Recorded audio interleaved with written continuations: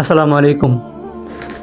দুনিয়া নিয়ে ভাবছি, দেশকে নিয়ে ভাবছি, সমাজকে নিয়ে ভাবছি, পরিবারকে নিয়ে ভাবছি। দিন শেষে কখন যে আমার জীবনের বয়সগুলো এভাবে চলে গেল নিজে বুঝতেও পারলাম না। দিন শেষে নিজেকে নিয়ে ভাবার সময়টুকু পেলাম না। মাঝে মাঝে যখন আমি একাকিত্বে থাকি, মাঝে মাঝে যখন আমি একা থাকি, অনেক নিশিরাতে আমি নিজে নিজে চিন্তায় মশগুল থাকি যে নিজের জন্য কী করলাম বা নিজের জন্য কী চিন্তা করলাম। আসলে কি নিজের জন্য প্রকৃত অর্থে কখনো চিন্তা করার সুযোগ হয়েছে? কখনো কি প্রকৃত অর্থে চিন্তা করেছি যে আমার রব, আমার সৃষ্টিকর্তা, আমার আল্লাহ, তিনি আমাকে দুনিয়াতে কেন প্রেরণ করেছেন, তিনি আমাকে দুনিয়াতে কেন পাঠিয়েছেন? আমি কি এগুলো কখনোই চিন্তা করেছি? না, চিন্তা করি নাই। মাঝে মাঝে নিজেকে কবরে অনুভব করি।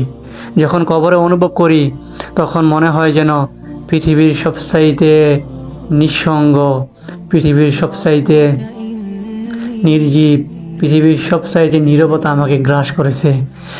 যখন কবরে আমি নিজেকে অনুভব করি তখন মনে হয় যে না, কী ভুল করলাম, কেন দুনিয়াকে নিয়ে ভাবলাম, কেন নিজের জন্য ভাবলাম না, কেন আমার রবের ইবাদত করলাম না। হায় আফসোস, হায় আফসোস। এবং আমি খুবই আশাহত হই এবং আমি নিজে নিজে কল্পনা করি যে আমাকে ছাড়া দুনিয়া কেমন আছে। তখন আমি দেখি যে আমাকে ছাড়া দুনিয়া ঠিকই চলতেছে, শুধুমাত্র আমি আমার নিজের ক্ষতিটা দিন শেষে করে গেলাম। কেন আমি ইবাদত করলাম না? হায় আফসোস, হায় আফসোস। তবে মাঝে মধ্যে আমি আবার আশা ফিরে পাই, কারণ আমার রব দয়ালু, তিনি ক্ষমাশীল, তিনি ক্ষমা করতে ভালোবাসেন, তিনি চাইলে আমাকে ক্ষমা করবেন ইনশাআল্লাহ। হে আকাশের রব, হে দুনিয়ার রব, আপনি আমাকে ক্ষমা করেন।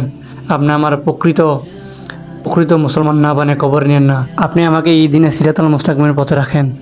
আপনি আমাকে প্রকৃত দিন এবং ইসলামে রাখেন। আপনি আমাকে কোরআন এবং সহিহ হাদিস মোতাবেক চলার তৌফিক দান করেন। হে আমার রব, আপনি আমাকে শিরিক এবং বেদাত মুক্ত আমল করার তৌফিক দেন। আমিন।